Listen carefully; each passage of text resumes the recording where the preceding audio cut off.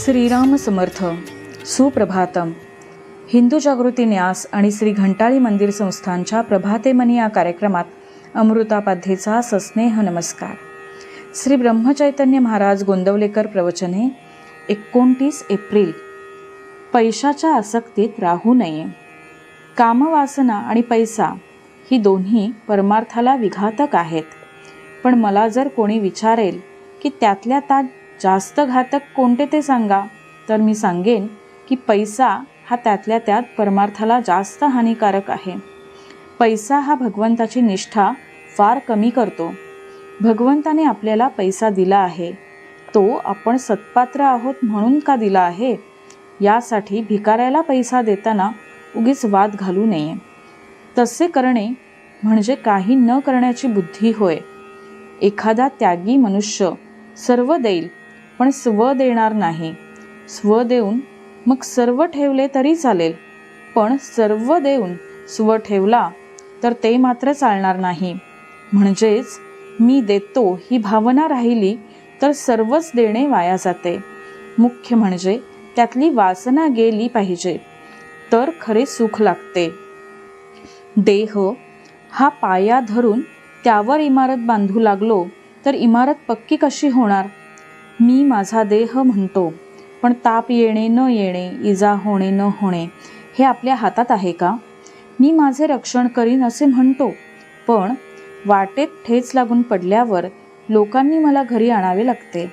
म्हणजे जीवित किती परस्वाधीन आहे. देहाने कितीही कार्य केले तरी ते कळसाला नाही पोचणार. अभिमानाने केलेले कार्य कसे कळसाला पोचेल. भगवत इच्छेने कार्य केले तरच ते कळसाला पोचणार. समर्थांनी देहबुद्धी नष्ट करून रामाचे अधिष्ठान ठेवून कार्य केले, म्हणून त्यांना एवढे कार्य करता आले. जो भगवंताचा झाला त्याचेच कार्य पूर्ण झाले आणि त्यालाच खरे समाधान मिळाले. राजाच्या पोटी आलेले देखील भिकारी होऊन जातात. मग मी संपत्तीचा कुठे गर्व करावा.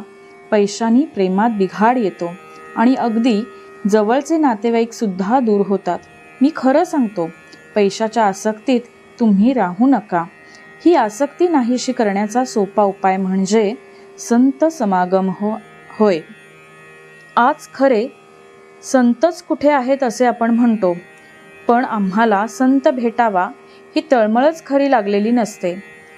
संतात संतपणा दिसत नाही, याचे कारण आमच्यात तळमळ नाही.